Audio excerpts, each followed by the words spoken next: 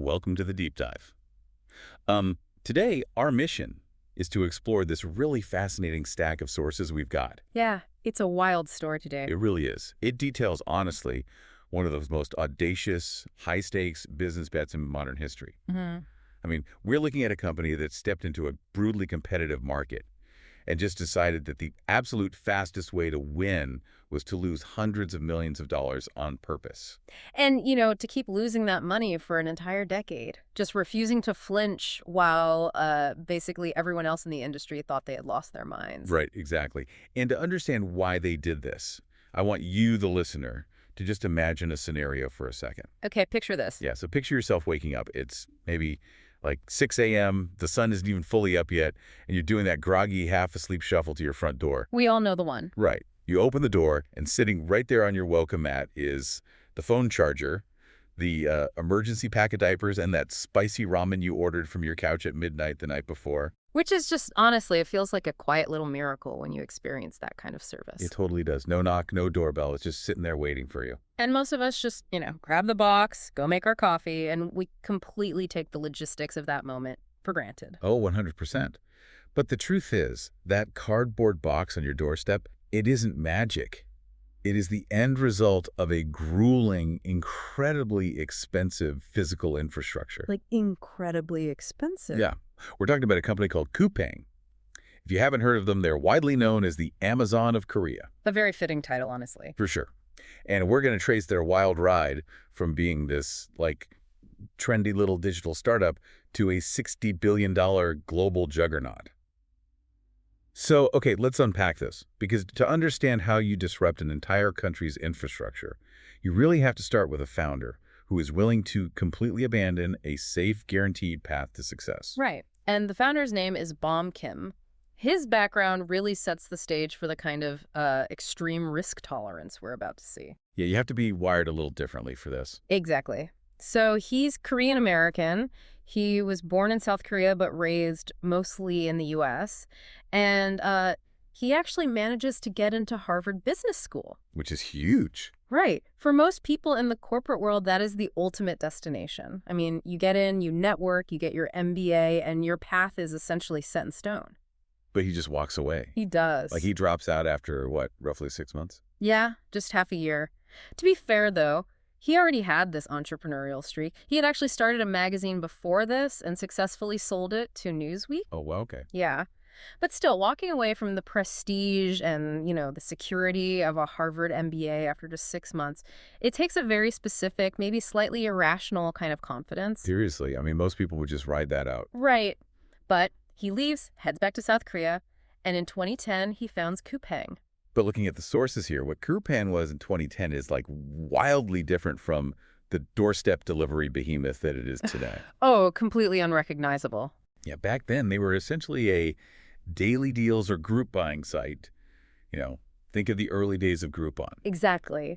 It was the trendy e-commerce model of that specific moment in tech. Everyone was doing it. Right, the coupon craze. Yeah, the mechanics were super simple. You get a bunch of people to commit to buying a coupon for, say, a local restaurant or a massage, and because of the volume, everybody gets a steep discount. Which makes sense. Right.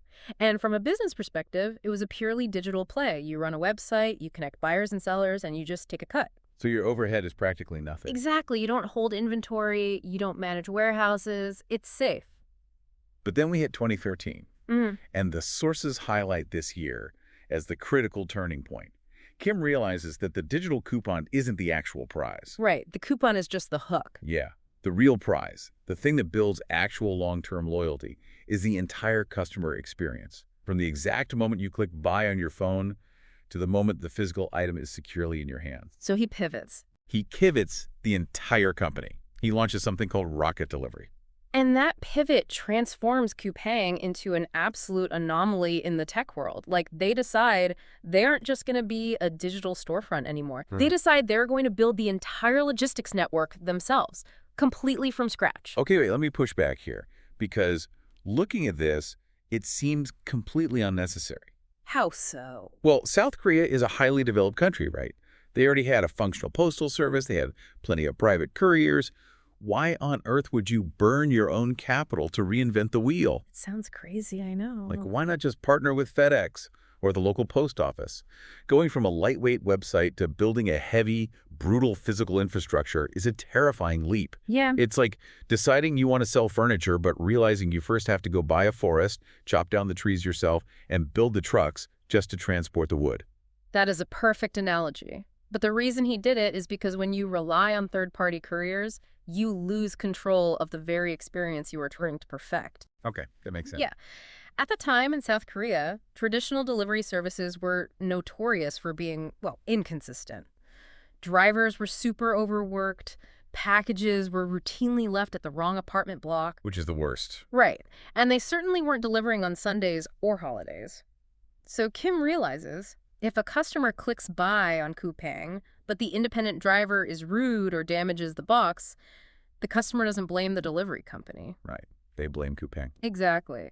Kim realized that to control the experience, you literally have to control the driver. So effectively, they weren't building an e-commerce company at all. They were building a massive real estate and logistics empire that just happened to be masquerading as a website. That is exactly what they were doing. To make Rocket Delivery work, they suddenly had to buy vast tracts of land for fulfillment centers. Wow. Yeah, they had to purchase thousands of delivery trucks. They had to hire a massive army of their own delivery drivers. That's a huge operational shift. It is. And crucially, they hired them as full-time employees with benefits, which was pretty unheard of in the traditional gig economy logistics space over there. They were basically replacing the country's postal infrastructure with their own proprietary network. Which, I mean, that requires an astronomical amount of cash. You don't just buy a nationwide fleet of trucks with the spare change from a coupon website. You certainly don't. And this shift fundamentally altered their balance sheet. It plunged them into a financial strategy that would give most traditional old-school business owners an absolute panic attack. Oh, I bet. I mean, the strategy is known as planned losses, right? Yeah. And the sheer scale of the cash they began burning is staggering. It really is hard to comprehend. Yeah, I was looking at their financial numbers from the sources, and by 2017, Coupang posted net losses of around $600 million. Yep. In a single year. $600 million. What's fascinating here is the underlying business theory behind that staggering number. Planned losses are spiritually the Amazon playbook. Right. Amazon did the exact same thing for years. Exactly. The logic is brutal but highly effective. You spend enormous, eye-watering amounts of money right now, and you just accept that you are going to bleed cash for a decade. Which is so stressful. It is. But you do this to build a physical machine, a logistical footprint that is so vast and so deeply integrated into the landscape that no competitor could ever possibly afford to copy it. You are basically digging a competitive moat out of pure capital. Man, that just marvels me.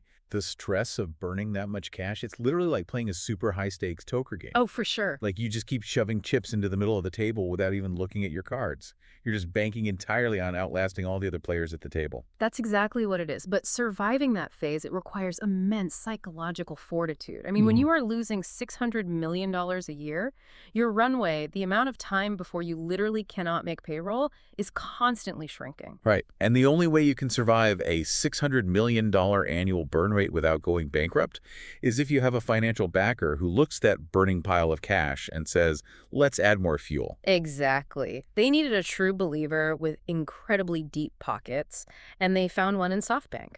Ah, SoftBank. Yeah, the Japanese giant led by Masayoshi Son. In 2015, SoftBank looked at Coupang's aggressive strategy and invested approximately $1 billion. Okay, here's where it gets really interesting. Why? Because normally if you walk into a bank or a traditional venture capital firm and your main pitch is, hey, we are going to lose hundreds of millions of dollars on purpose for the foreseeable future. They get laughed right out of the room. Exactly. Security escorts you to the elevator. But for Coupang, that exact pitch secured $1 billion.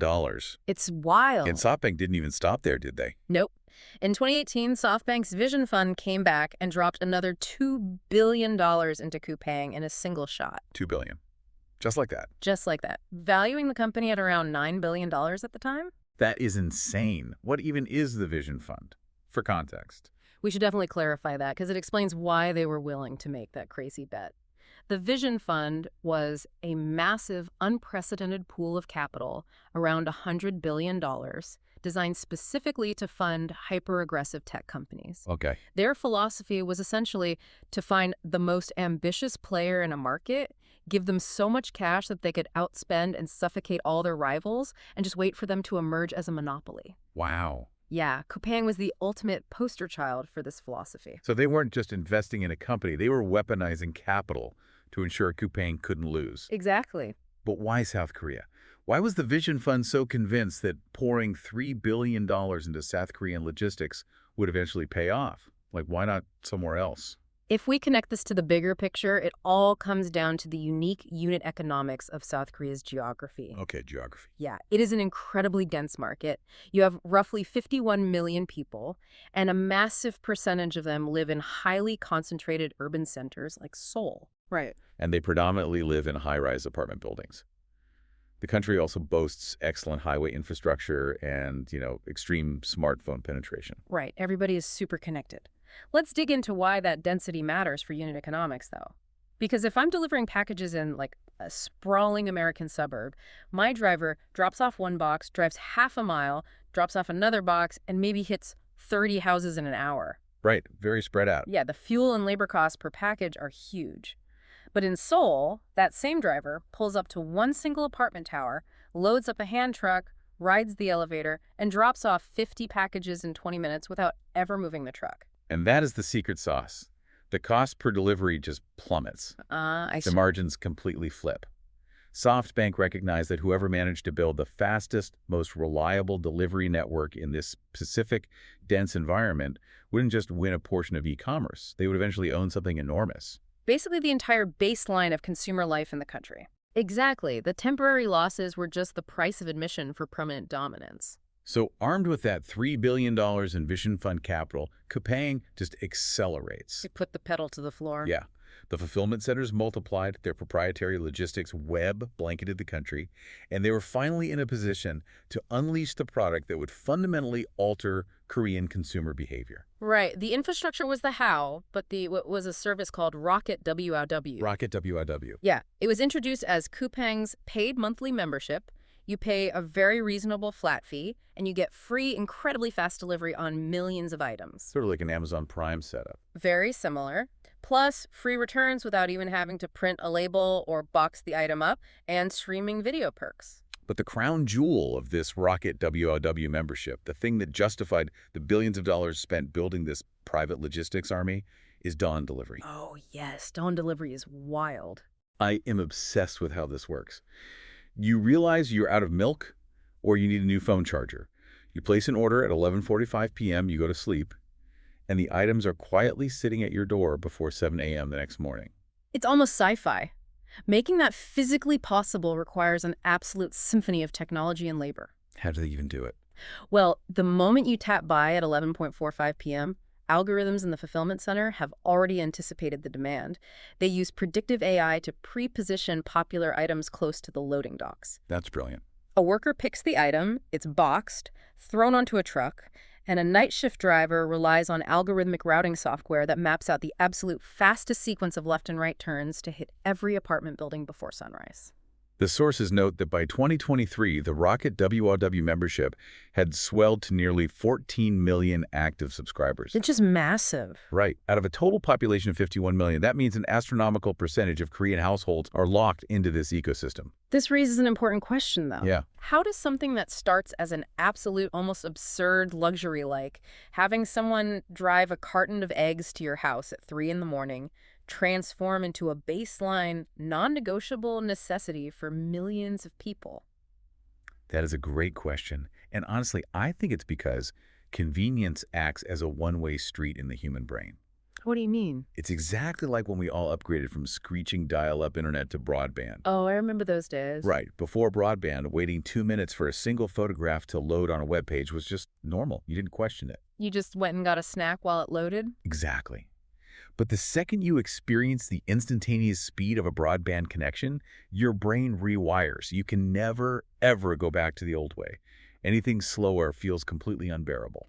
That is a great comparison. Once you train a consumer that they can have their groceries, their electronics, or their baby supplies before they even wake up, A standard 3 to 5 business day shipping time doesn't just feel slow. Right. It feels archaic. It feels like a break in promise. And that is how you build a moat out of convenience. Yeah. You don't just beat your competitors on price.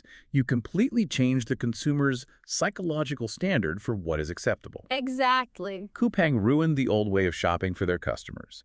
No other retailer could survive the new expectations. However, dominating consumer expectations is only one metric of success, 10 years of building infrastructure, hiring fleets of drivers, and burning through SoftBank's billions eventually creates an immense amount of pressure. Because private capital eventually runs out. Right. The investors who gave you that money want to see a return. Which means you eventually have to face the ultimate test of the planned losses strategy. You have to open your books to the public market, Wall Street. The transition from a private company burning cash to a public company seeking broader investment is really the final exam for a business like this. Make or break. Exactly. Public investors are notoriously less patient than vision funds. They want to know when the red ink is going to turn black. And this necessity drove Coupang to March 2021. They decide to finally go public. A huge moment. Interestingly, they don't list their shares in Seoul. They list on the New York Stock Exchange under the ticker symbol CPNG. And the market's reaction was an absolute blockbuster. That's massive. They priced their shares at $35, which raised roughly $4.55 billion in fresh capital and valued the entire company at roughly $60 billion. It was a historic bell ringing. It stood as the biggest U.S. listing of that entire year, and actually the largest for an Asian company since Alibaba went public back in 2014. Wow. Yeah, Wall Street looked at the massive logistical machine Coupang had built and decided it was an engineering marvel worth backing. And for Bom Kim, the guy who walked away from a safe Harvard MBA just over a decade earlier, his personal stake in the company turned into billions of dollars in a matter of minutes once trading opened on the floor. It's an incredible payoff. But, a massive valuation is a great headline. And the IPO secured their war chest, but a high stock price is really a reflection of future expectations. Right, they still had to prove it. Exactly. The decade-long promise to investors was basically, trust us, the losses are temporary. Once we hit critical mass, the profits will cascade. The bill was finally coming due on that promise. The moment of truth. So when did economies of scale finally kick in? When did they actually start making more money than they spent? Well, it took over a decade of waiting, but in the third quarter of 2022, Coupang posted its first quarterly net income. What was it? It was $91 million. The red ink turned black. It finally did. That must have been such a relief for everyone involved. Oh, I can only imagine. And the mechanism behind that profitability is the culmination of everything we've discussed today. They finally hit the tipping point where the recurring revenue from those 14 million Rocket WRW subscriptions combined with the extreme density of dropping 50 packages off at a single apartment building. It all just compounded. Yeah, it finally outweighed the massive fixed costs of running the warehouses and paying the drivers. Their algorithms got smarter, their routes got tighter, and the sheer volume of sales diluted the cost of the infrastructure. And it wasn't a one-off fluke either. The machine was optimized. In 2023, the sources show they reported their first full year of operating profit, hitting a massive $473 million. They proved the model worked. So what does this all mean? When we zoom out and look at this entire stack of sources, the narrative of Coupang isn't just a story about e-commerce. No, not at all. It is a masterclass in sheer, unfiltered conviction. Absolutely. A founder started with a trendy daily deals site, realized the real value was in the physical world, and pivoted to building an end-to-end logistics empire. A huge pivot. Right. They bet the entire company on speed and reliability, endured the psychological weight of burning hundreds of millions of dollars a year, and simply refused to bling while they built an uncopyable infrastructure. And for you listening, I think there's a deeply practical takeaway here. Oh, definitely. The next time you wake up, shuffle to your front door in the dark, and find that a package has magically appeared on your welcome mat before you've even poured your morning coffee, you will know exactly what it took to get it there. It wasn't magic. No, it wasn't.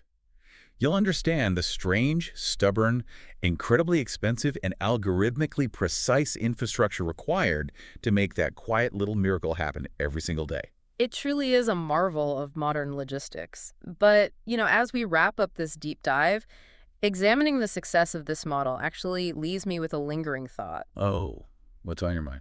Well, We've seen how planned losses and hyperconvenience successfully conquered the retail space, right? Right.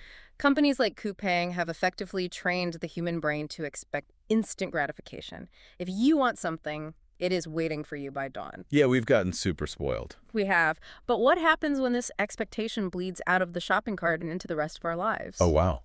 Yeah, like, are we slowly conditioning ourselves to demand dawn delivery for things that actually require time, friction, and patience? Things like the trajectory of our careers, the slow work of personal growth, or even the complexities of our relationships. Wow. That is a genuinely unsettling thought. If we expect our groceries to arrive perfectly packaged in 6 hours, it's terrifyingly easy to start expecting career success or of a flawless relationship on that exact same timeline. Exactly. It changes how we view progress. It really does. It's a fascinating question to chew on, something to think about the next time you step out onto your welcome mat at 6 a.m. Definitely. Well, thank you so much for joining us on this deep dive today. See you next time.